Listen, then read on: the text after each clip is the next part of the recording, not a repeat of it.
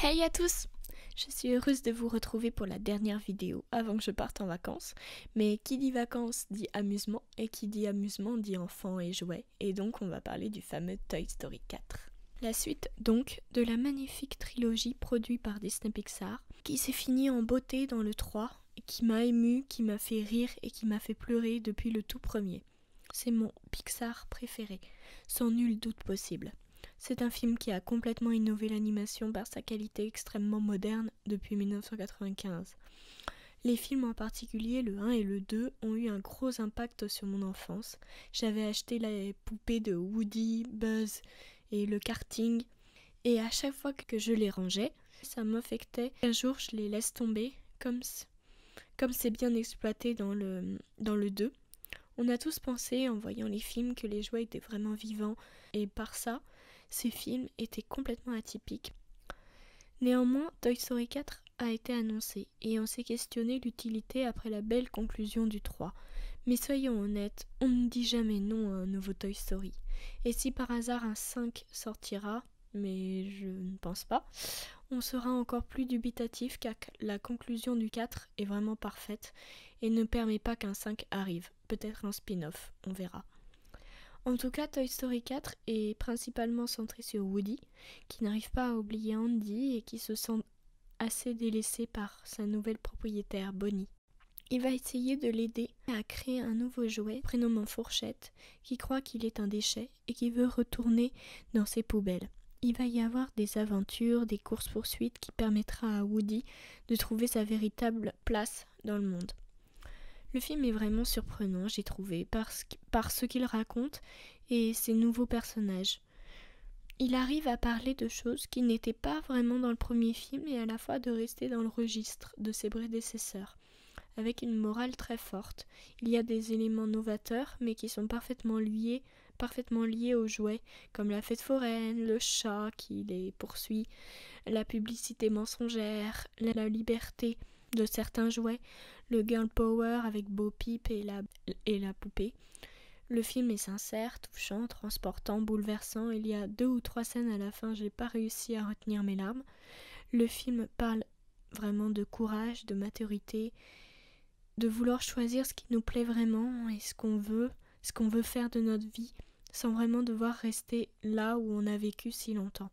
Tout ça est très intéressant et philosophique en plus, car ça parle, et ça c'est le plus grand thème du film, de l'existentialisme. Qui on est vraiment, qui nous accepte, et c'est vraiment poignant de voir ça. Car c'est dit avec justesse, avec une intelligence et une grande beauté, et ça, seul Pixar sait le faire. L'humour par contre, contrairement aux autres, est beaucoup moins bon. On rigole quand il y a de la nostalgie et certains personnages font plutôt rire, mais c'est pas aussi hilarant que dans le 1 par exemple. Et puis il y a de l'humour un peu trop répétitif à mon goût, et c'est assez énervant. Pour continuer, et celui-là c'est le plus dommage, c'est les personnages qui étaient vraiment au centre avant, comme Rex, Pile-Poil, le cochon, Monsieur et Madame Patate, etc. Ils sont trop évincés, c'est vraiment comme des caméos. Même Jessie, qui est mon personnage préféré de Toy Story, qui là ne sert à rien, elle a juste un petit moment d'1 minute, mais c'est tout, et ça c'est vraiment dommage. Et Buzz perd vraiment de son importance, j'ai presque l'impression qu'il régresse au fur et à mesure des films, il perd vraiment de son intérêt. Le film est donc encore centré vraiment sur Woody, mais il a une évolution plutôt captivante, très bien ficelée, qui est même mieux que dans le 2. Et quand il nous remémore ses bons moments avec Andy, c'est vraiment sympathique. Les nouveaux personnages sont plutôt pas mal, aussi assez bien introduits et ils ont une bonne évolution. Le concept de Fourchette, du jouet qui ne sait pas ce que c'est et qui se dénigre, j'ai trouvé ça vraiment bien. Mais il est vite évincé et j'aurais voulu le voir encore plus. Il est purement atypique, mais pas assez développé. C'est presque la poupée de la boutique d'antiquité qui le remplace. Elle fait office de méchante, mais je n'ai jamais vu vraiment comme cela. À ce point-là.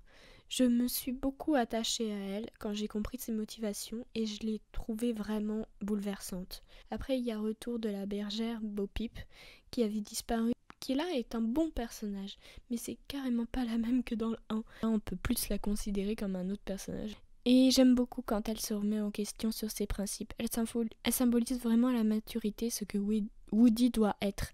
Et puis leur petite alchimie est plutôt mignonne et c'est bien que ça n'aille pas plus loin.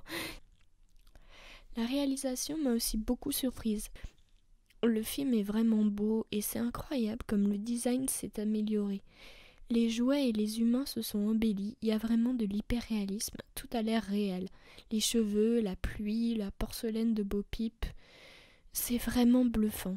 Et les plans en extérieur sont vraiment magnifiques. Il y a un moment où Buzz regarde l'horizon de la roue et c'est grandiose et sidérant comme c'est beau et bien fait. Il y a également de magnifiques jeux de lumière, c'est époustouflant, sérieusement. Les progrès de l'animation en 3D maintenant, c'est génial. Au niveau du doublage, les nouvelles voix comme Pierre Ninet, qui n'est pas du tout reconnaissable, Franck Gastambide, Angèle et même Audrey Fleurot que j'ai reconnu s'en sortent plutôt bien. Par contre, Jamel Debbouze va trop dans l'excès. On le reconnaît trop.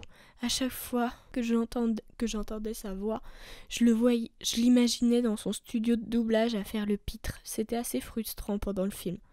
Bon bref, Toy Story 4, je vous le conseille vraiment, ça touchera bien plus, évidemment, ceux qui ont vu la trilogie, parce que le film est quand même fait pour aller sur la nostalgie. Je serais curieuse d'avoir des avis de ceux qui n'ont pas vu les films d'avant. Et ce film nous fait vraiment rêver et replonger en enfance. Et Toy Story, 24 ans plus tard, ne perd toujours pas de son authenticité, et j'espère que ce sera toujours le cas. Merci à vous d'avoir regardé cette vidéo, vous pouvez vous abonner, commenter et aimer. Sur ce, je vous souhaite de bonnes vacances et à la prochaine.